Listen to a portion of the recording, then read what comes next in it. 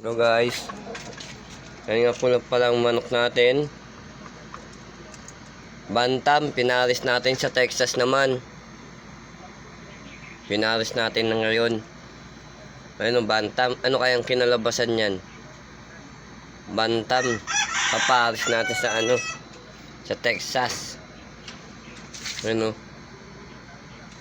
kayang labas niyan, mga pare ko?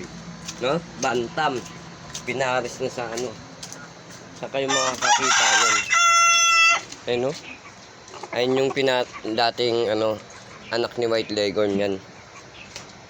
Na-cross ko sa sa Black Persian. Yung pula natin, no. Breed ko lang yan sa ayun, no. Ganda-ganda ng manok natin, no.